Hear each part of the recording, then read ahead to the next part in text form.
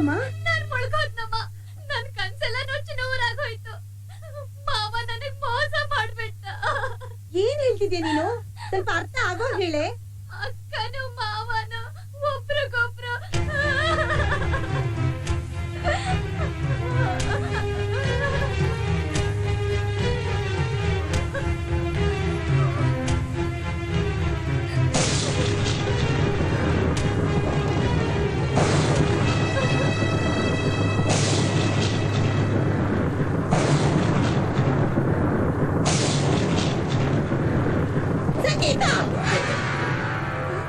ಅಯ್ಯೋ ದ್ರೋಹಿ,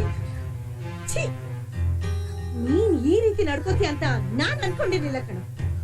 ಚಿಕ್ಕ ವಯಸ್ಸಿನಿಂದ ನೀನನ್ ಸಾಕಿ ಬೆಳೆಸಿ ದೊಡ್ಡ ಮನುಷ್ಯನಾಗಿ ಮಾಡಿದಕ್ಕೆ ಈ ರೀತಿ ನಾ ಮೋಸ ಮಾಡೋದು. ಅಕ್ಕ, ನಾನು ಆತರ ತಪ್ಪು ಯಾವ್ದು ಮಾಡಿಲ್ಲ ಅಕ್ಕ. ಇನ್ನು ಏನ್ ಮಾಡ್ಬೇಕು ಅಂತಿದ್ಯೋ? ಚಿಕ್ಕ ವಯಸ್ಸಿನಿಂದ ನನ್ ಮಗಳನ್ನ ನಿನಗೆ ಕೊಟ್ಟು ಮದುವೆ ಮಾಡ್ಬೇಕು ಅಂತ ನಿರ್ಧಾರ ಮಾಡಿದ್ರು. ಇವಳ ಜೊತೆ ಚೆಕ್ಕಂದ ಆಡ್ತಿದ್ಯಲ್ಲ, ಇದ್ ಸಾಲ್ದ? ಇಷ್ಟು ಸಾಲ್ದ ಹೇಳು? ಅಕ್ಕ, ನಾನ್ ಯಾವತ್ತು ಬಾಗಿನ ಆ ರೀತಿ ನೋಡ್ಲೇ ಇಲ್ಲ, ಅಥವಾ ಆ ರೀತಿ ಭಾವನೆ ಬರೋತ್ರ ಅವಳ ಹತ್ರ ನಡ್ಕೊಂಡು ಇಲ್ಲ. ನನ್ಗೆ ಅದೆಲ್ಲ ಗೊತ್ತಿಲ್ಲ ಕೃಷ್ಣ. ಸಂಗೀತಂಗೆ ಈಗಾಗ್ಲೇ ಬೇರೊಬ್ಬನ ಜೊತೆ ಮದ್ವೆ ನಿಶ್ಚಯ ಆಗಿದೆ. ನೀನ್ ಅವಳನ್ ಮರೆತು ನನ್ ಮಗಳನ್ನೇ ಮದ್ವೆ ಆಗ್ಬೇಕು. ಅದು ಇವತ್ತೇ, ಈಗ್ಲೇ ಅಲ್ವೇ? ಅವ್ರಿಬ್ರು ಅಷ್ಟೊಂದು ಗಾಢವಾಗಿ ಪ್ರೀತಿ ಮಾಡ್ತಿದಾರೆ ಅಂತ ಗೊತ್ತಾದ್ಮೇಲೆ ಬಲವಂತವಾಗಿ ನಮ್ ಭಾಗ್ಯನ ಕೊಟ್ಟು ಮದುವೆ ಮಾಡಿದ್ರೆ ನಮ್ ಭಾಗ್ಯ ಸುಖವಾಗಿರ್ತಾಳೆ. ನನ್ನ ಮಗಳು ಭಾಗ್ಯಂಗೆ ನೀವೇ ತಾನೇ ತಂದೆ. ಒಬ್ಬ ಮಗಳಿಗೆ ನ್ಯಾಯ, ಇನ್ನೊಬ್ಬ ಮಗಳಿಗೆ ಅನ್ಯಾಯನಾ? ಇದನ್ನೆಲ್ಲ ನೋಡ್ತಾ ಇದ್ರೆ ಇದಕ್ಕೆಲ್ಲ ಕಾರಣ ನೀವೇ ಅನ್ನಿಸ್ತಾ ಇದೆ. ಅಕ್ಕ, ನೀನೇನ್ ಹೇಳು? ನಾನ್ ಭಾಗ್ಯನಲ್ಲ ಮದುವೆ ಆಗೋದು. ನಾನ್ ಮದುವೆ ಆಗೋದು ಸಂಗೀತನ. ಅದು ಇವತ್ತೇ, ಈಗ್ಲೇ ಬೆಟ್ಟದ ಆಂಜನೇಯ ಸ್ವಾಮಿ ದೇವಸ್ಥಾನದಲ್ಲಿ. ಬಾ ಸಂಗೀತ. ಮಾವ, ನೀವಿಬ್ರು ಹಾಗೆ ಮದ್ವೆ ಮಾಡ್ಕೊಳ್ಳೋದಾದ್ರೆ ಅದು ದೇವ್ರ ಮುಂದೆ ಅಲ್ಲ, ನನ್ ಹೆಣದ ಮುಂದೆ. ಭಾಗ್ಯ, ನನ್ನ ಮನಸ್ಸಲ್ಲಿ ನಿನ್ನ ಮದುವೆ ಆಗ್ಬೇಕು ಅಂತ ಕಿಂಚಿತ್ತೂ ಆಸೆ ಇಲ್ಲ. ಹೀಗಿದ್ಮೇಲೆ ನಾವಿಬ್ರು ಗಂಡ ಹೆಂಡತಿ ಆಗೋದ್ರಲ್ಲಿ ಅರ್ಥನೇ ಇಲ್ಲ. ನೋಡು, ಪ್ರತಿಯೊಂದು ಗಂಡು ಹೆಣ್ಣು ಹುಟ್ಟಿದ ತಕ್ಷಣ ಇವಳೇ ಹೆಂಡತಿ ಇವನೇ ಗಂಡ ಅಂತ ಮೇಲ್ಗಡೆ ನಿಶ್ಚಯ ಆಗಿರುತ್ತೆ. ಅದನ್ನ ಮೀರ್ ನಡೆದ್ರೆ ಆ ಬಾಳ ಅರ್ಥನೇ ಇರೋದಿಲ್ಲ. ನೋಡು, ನೀನ್ ತಾಳ್ಮೆಯಿಂದ ನಡ್ಕೊ. ನಿನಗೆ ನನಗಿಂತ ಒಳ್ಳೆ ಗಂಡ ಸಿಕ್ಕೇ ಸಿಗ್ತಾನೆ. ಅಕ್ಕ, ಭಾವ, ನಿಮ್ಮಿಬ್ಬರ ಆಶೀರ್ವಾದ ನಮ್ಮ ಮದುವೆಗಿದೆ ಅಂತ ಭಾವಿಸಿದ್ದೀನಿ. ಕೃಷ್ಣ, ಹೋಗ್ಬೇಡ ಕೃಷ್ಣ, ನನ್ ಮಾತ್ ಕೇಳು ಕೃಷ್ಣ.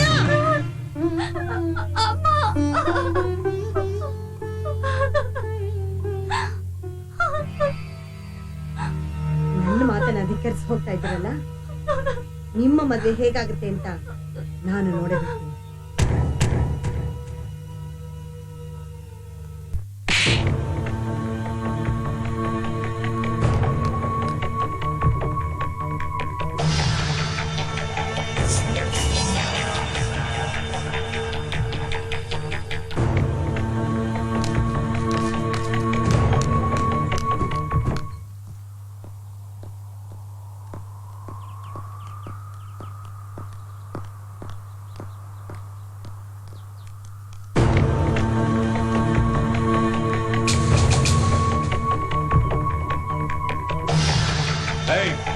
ಎಲ್ಲ ಕರ್ಕೊಂಡು ಹೋಗ್ತಿದ್ಯಾ ಅವಳ?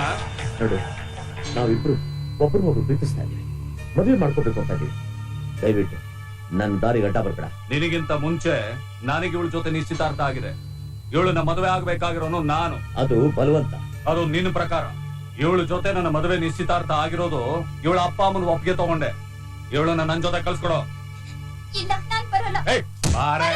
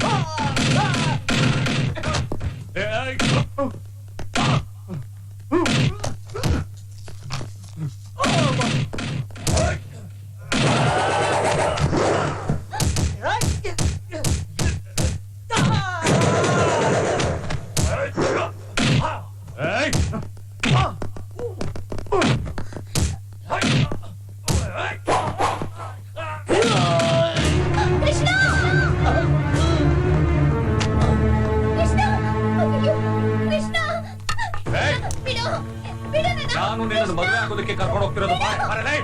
ಕೃಷ್ಣ ಕೃಷ್ಣ ಅಯ್ಯೋ ಕೊಲೆ ಕೊಲೆ ಕಾಪಾಡಿ ಯಾರಾದ್ರೂ ಕಾಪಾಡಿ ಅಯ್ಯೋ, ಕೃಷ್ಣ ಕೃಷ್ಣ ಕೃಷ್ಣ ಕೃಷ್ಣ ಏನಪ್ಪ ಮಾಡೋದೀಗ? ಮೊದ್ಲಿನ ಆಸ್ಪತ್ರೆ ಕರ್ಕೊಂಡು ಹೋಗೋಣ ನಡಿಯಮ್ಮ. ಕೃಷ್ಣ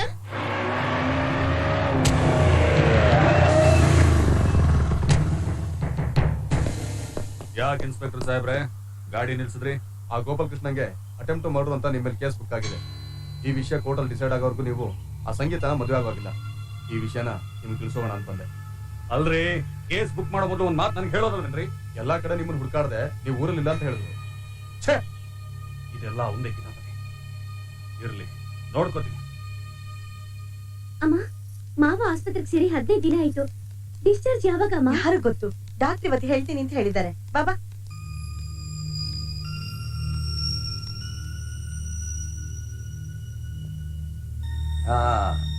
ನೀವೇನು ಭಯಪಡಬೇಕಾಗಿಲ್ಲ. ಏಟು ಬಿದ್ದ ಜಾಗ ಸಂಪೂರ್ಣವಾಗಿ ಗುಣವಾಗಿದೆ. ಇವತ್ತೇ ಇವ್ರನ್ನ ಡಿಸ್ಚಾರ್ಜ್ ಮಾಡಿ ಮನೆ ಕರ್ಕೊಂಡು ಹೋಗ್ಬೋದು. ಡಾಕ್ಟ್ರೆ, ನೀವೇನು ಮನೆ ಕರ್ಕೊಂಡು ಹೋಗೋಂತೀರಾ? ಆದ್ರೆ ಅವ್ನ್ಗೆ ಏಟ್ ಬಿದ್ದಾಗಿಂದ ಒಂದ್ ಮಾತು ಆಡಿಲ್ಲ. ಅವ್ನ್ಗೆ ಏಟ್ ಬಿದ್ದು ಜ್ಞಾಪಕ ಶಕ್ತಿ ಹೋಗಿದ್ಯೋ ಅಥವಾ ಹುಚ್ಕಿಚ್ ಏನಾದ್ರೂ ಹಿಡ್ದಿದ್ಯೋ ಅಂತ ಭಯ ಆಗ್ತಿದೆ ಡಾಕ್ಟ್ರೆ. ಗೋಪಾಲ, ಒಳ್ಳೆ ಐಡಿಯಾ ಕಣೋ. ನಿಮ್ ಮಕ್ಕಳಿಗೆ ಬುದ್ಧಿ ಕಲ್ಸಕ್ಕೆ, ನಿನ್ ಲವ್ ನ ಸಕ್ಸಸ್ ಮಾಡ್ಕೊಳಕ್ಕೆ ಹುಚ್ಚಿನ ತರ ಡೌ ಮಾಡು. ಡಾಕ್ಟ್ರೆ ಇನ್ನು ಏನು ಹೇಳಿಲ್ಲ, ನೀನು ಏನೇನೋ ಕಲ್ಪನೆ ಮಾಡ್ಕೊಂಡು ಮಾತಾಡು. ನೀವು ಸ್ವಲ್ಪ ಬಾಯಿ ಮುಚ್ಕೊಂಡು ನಿಂತ್ಕೋತೀರಾ? ಎಲ್ಲದಕ್ಕೂ ಕಾರಣ ಈ ಪೀಡೆ, ದರಿದ್ರ ದರಿದ್ರ. ನೀವೇನ್ ಗಾಬರಿ ಪಡ್ಬೇಕಾದಿಲ್ಲ. ಈತನ ತಲೆಗೆ ಬಿದ್ದಿರೋದು ಸಾಧಾರಣವಾದ ಪೆಟ್ಟು. ಅದಕ್ಕೆ ಸ್ವಲ್ಪ ಶಾಕ್ ಆಗಿದ್ದಾರೆ ಅನ್ಸುತ್ತೆ. ಮನೆ ವಾತಾವರಣದಲ್ಲಿ 8 ದಿವಸ ರೆಸ್ಟ್ ತಗೊಂಡ್ರೆ ಎಲ್ಲ ಸರಿ ಹೋಗುತ್ತೆ. ಸರಿ ಡಾಕ್ಟ್ರೆ, ಡಿಸ್ಚಾರ್ಜ್ ಬರ್ಕೊಟ್ಬಿಡಿ. ಆಯ್ತಾಯ್ತು.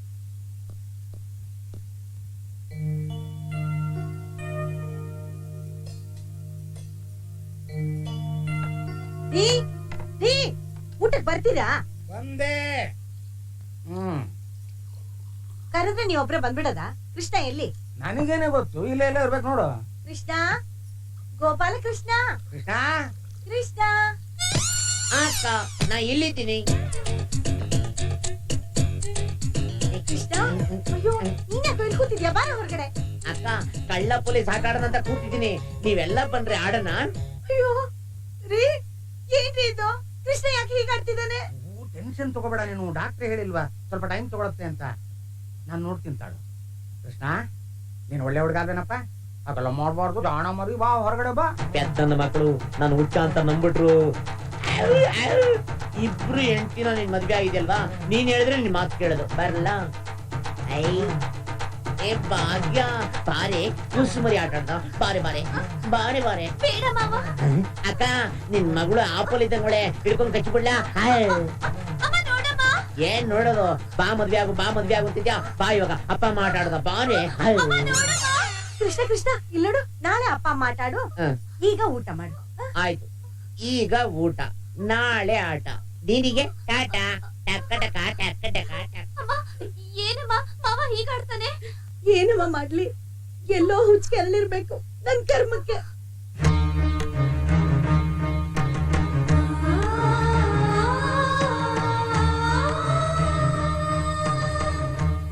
ದೇವ್ರೆ, ಆದಷ್ಟು ಬೇಗ ನನ್ನ ಕೃಷ್ಣನಿಗೆ ಬಂದಿರೋ ಕಾಯಿಲೆ ಮಾಸಿ ಮಾಡಿ ಮೊದಲಿನ ಹಾಗೆ ನಗ್ನಗ್ತಾ ಇರೋ ಹಾಗೆ ಮಾಡು ತಂದೆ.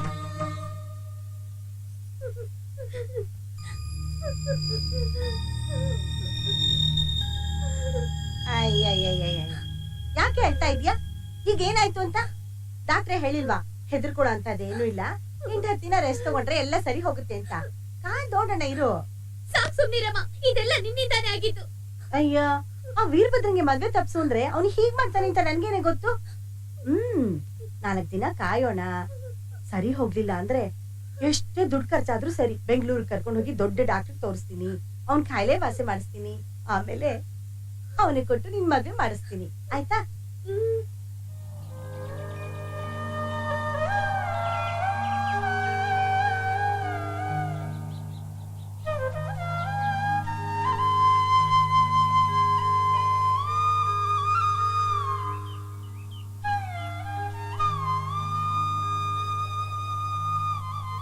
ಭಾಗ್ಯ ಅಲ್ ನೋಡಿ, ಸಾಧ್ವಿ ಶಿರೋಮಣಿ ತರ ತುಳಸಿ ಪೂಜೆ ಮಾಡ್ತಿದ್ದಾಳೆ.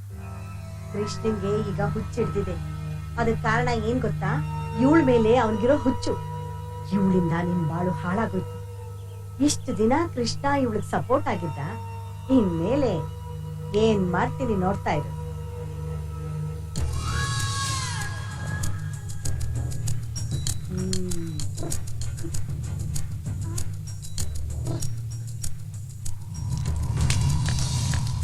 ಅಮ್ಮ ಏನವ ಇದಿಲ್ಲ? ಅಯ್ಯೋ, ಸ್ವಲ್ಪ ತಪ್ಪು, ಮುಂದೆ ನೋಡುವಂತೆ.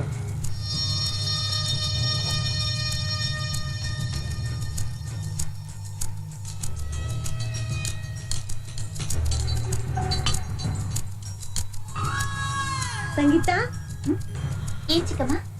ಬಾಮ್ಮ ಇಲ್ಲಿ. ಆ ತುಳಸಿ ಗಿಡ ಸುತ್ತ ಮಣ್ಣೆಲ್ಲ ಅಗದ್ಬಿಟ್ಟು ಮಣ್ಣೆಲ್ಲ ಹುಡಿ ಹುಡಿ ಮಾಡುತ್ತೆ. ತುಳಸಿ ಗಿಡ ತುಂಬಾ ಚೆನ್ನಾಗಿ ಬರುತ್ತೆ. ತಗೋ, ಈ ಹಾರೆ ತಗೊಂಡೋಗಿ ಮಾಡು. ಸರಿ.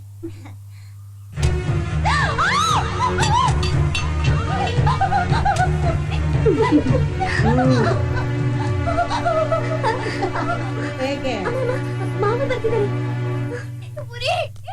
ಯಾಕೆ ಅಮ್ಮ ಆನೆ ಪುಟ್ಟ ಅಯ್ಯ ಅಮ್ಮ ಅಂತ ಬಿಕ್ಸೋರ್ ತರ ಕೂಗ್ತಿದ್ಯಾ? ಹೊಟ್ಟೆ ಎಸಿತಾ ಇದ್ಯಾ? ಒಳಗಡೆ ಬಾ, ಇಷ್ಟೊಂದು ಚಿತ್ರಾನ್ನ ಕೊಡ್ತೀನಿ ಬಾರೆ.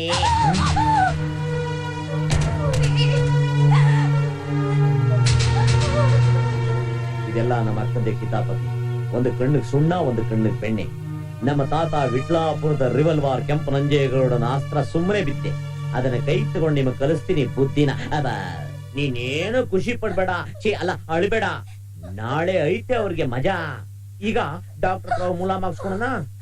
ಬೇಡ ಕೃಷ್ಣ, ಮನೇಲೆ ಸಿಲ್ವರ್ ಸಲ್ಫಡೈಸರ್ ಕ್ರೀಮ್ ಇದೆ, ಅದನ್ನ ಹಚ್ಕೊಂಡ್ರೆ ಬೇಗ ವಾಸಿ ಆಗುತ್ತೆ. ಓಹ್, ಸಿಲ್ವರು ಡೈಜಿನು ಮಿಕ್ಸ್ ಮಾಡಕ್ ಗೊತ್ತ? ಯಾಕಪ್ಪ ಅಕ್ಕ, ಸಂಗೀತನಿಗೆ ಸುಮ್ನೆ ಹಿಂಸೆ ಗೊತ್ತಾಗಲ್ಲ. ನಿನಗೈತೆ ಮಜಾ. ಕಾಫಿನೇ ಇದು? ದರಿದ್ರವೇ, ಕಾಫಿ ಕೂಡ ಮಾಡಕ್ ಬರಲ್ಲ ನಿನ್ಗೆ. ಅಕ್ಕ ಅಕ್ಕ, ನೀನು ಭಾಗ್ಯ ಇಬ್ರು ಸೇರ್ಕೊಂಡು ಇಲ್ಲಿರೋ ಸಾಮಾನೆಲ್ಲ ತಗೊಂಡ ಆಚೆ ಇಟ್ಬಿಡಿ. ಯಾಕೆಂದ್ರೆ ಇಲ್ಲಿ ತುಂಬಾ ಶೆಕೆ. ನಾವ್ ಇನ್ಮೇಲಿಂದ್ರು ಸಂಸಾರ ಮಾಡೋದು, ನಿಲ್ಲೋದು, ಕೂರೋದು ಎಲ್ಲ ಆಚೆ ಕಡೆ. ಬೇಗ ಬೇಗ. ಅಯ್ಯಯ್ಯೋ, ಏನ್ರಿ ಇದು? ಡಾಕ್ಟರ್ ಹೇಳಿದ ಪ್ರಕಾರ ಮನೆ ವಾತಾವರಣದಲ್ಲಿದ್ರೆ ಇವನು ಹುಚ್ಚು ವಾಸಿ ಆಗುತ್ತೆ ಅಂತ ಹೇಳಿದ್ರು. ಈಗ ನೋಡಿದ್ರೆ ಹೆಚ್ಚಾಗಿರೋ ಹಾಗೆ ಕಾಣುತ್ತಲ್ಲ. ಕೃಷ್ಣ, ಇಲ್ಲ ನಾ ಹೇಳೋದ್ ಕೇಳು. ಇದ್ರಲ್ಲಿ 5 ಬುಲೆಟ್ ಇದೆ. 1 2 3 4 5. ನಾನು ನಾನು ಹೇಳ್ದಂಗೆ ಕೇಳಿಲ್ಲ ಅಂದ್ರೆ ಡಮ್ ಅನ್ಸ್ಬಿಡ್ತೀನಿ.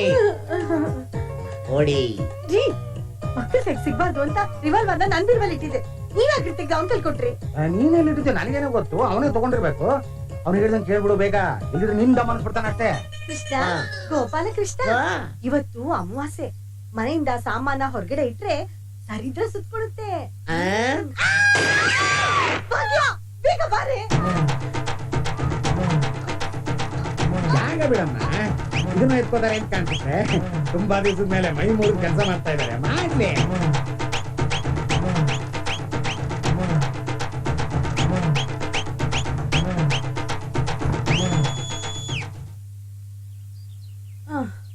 ಅಯ್ಯೋ, ಕೈಗಳಿಗೆಲ್ಲ ಜ್ವರ ಬಂದಾಗ ಆಗೋಯ್ತಮ್ಮ. 2 ಆಗ್ಬಿಟ್ಟು.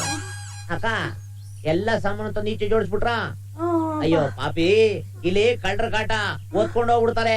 ಎಲ್ಲ ತಗೊಂಡು ವಾಪಸ್ ಜೋಡಿಸಿ. ಅಯ್ಯೋ, ನನ್ ಕೈಲಾಗಲ್ಲಪ್ಪ. ಕಳ್ಳರು ತಗೊಂಡೋಗ್ಲಿ, ಯಾವಾರು ತಗೊಂಡೋಗ್ಲಿ, ನಾನ್ ಜೋಡ್ಸಲ್ಲ. ಇಡಲ್ವಾ? ಓಡಿ ಎತ್ಕೊಂಡು.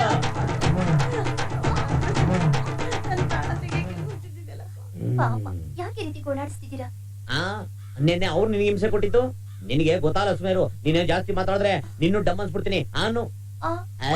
ಬೇಡ ಬೇಡ. ಬೇಡವಾ? ಹಂಗಾರ ಒಂದೇ ಒಂದು. ಮುತ್ತ ನೋಡ್ದೆ ನೋಡ್ತಾನೆ ಒಂದು. ಅಯ್ಯೋ.